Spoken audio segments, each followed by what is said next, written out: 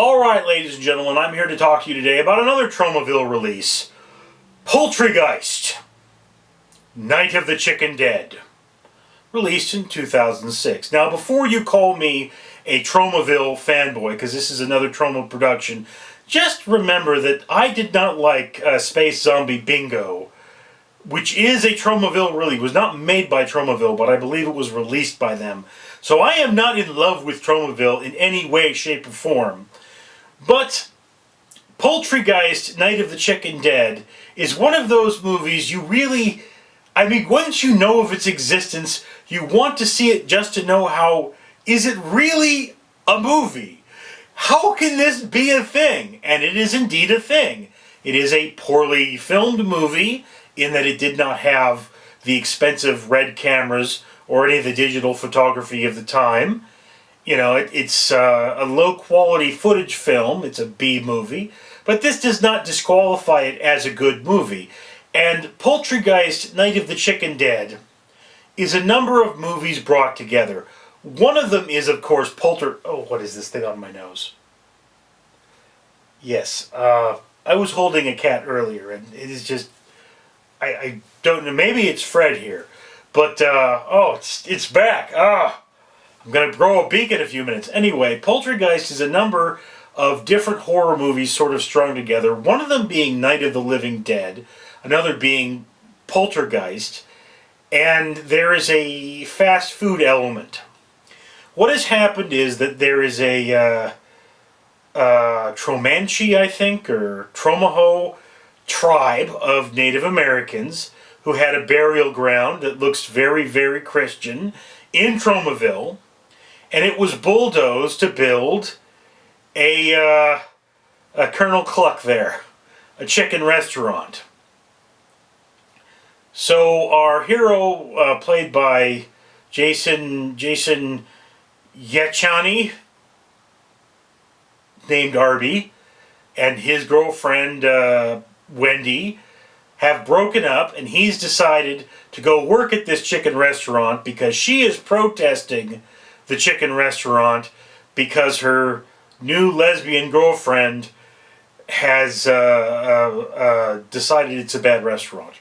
So, yes, it is very strange. There are people named after varying restaurants in this film. It is a bizarre movie, and there's even an Arab character named Hummus, as in the dip.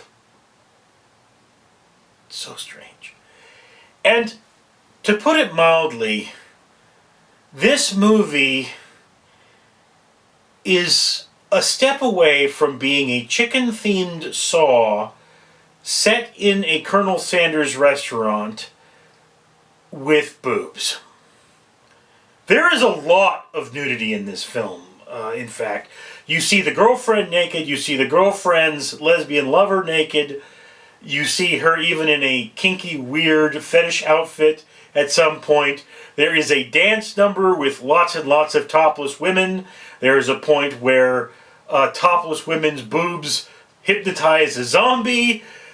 This is, I mean, if Al Bundy were to make a movie, this would probably be the movie if then the guy that made Saw, or the second Saw movie, got a hold of it. So, it's...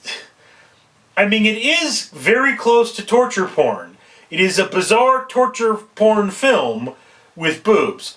And again, I don't care for the torture porn. I don't care for all of the rear end shots and all of the literal poop jokes, because there are a lot of those. But you do have to point out that underneath all of the funny, silly, and ultra-violent scenes, this is a commentary on the healthy nature of fast food. And I got that itch crawling up my face. Is there something, can you guys see, is there something on my face? Because I mean, I keep getting that itch. Anyway, so I like this movie for a number of reasons. And again, it's hard for me to recommend it because some of the scenes are just too raunchy. There is a scene, you know, literally, where there's a toilet cam or a big, large person is defecating. And that, I mean, it was over the top. I could have dealt without it. I think it shouldn't have been there. There is a scene where a person gets a mop or something rammed through their rear end all the way through their body. It is really weird and upsetting, but on the other hand, it is discussing the basic fact that a lot of American food is disgusting. Not probably as disgusting as this movie if you want to do a bacterial sample, but yes, again, the social commentary is what's here. And it is wrapped in a very hard to swallow pill. So basically what you have with Poultrygeist, Night of the Chicken Undead, is a movie as disgusting as Taco Bell. If you knew what was in Taco Bell food, you would never eat it. But, you know, you love Taco Bell, so you try not to think about it.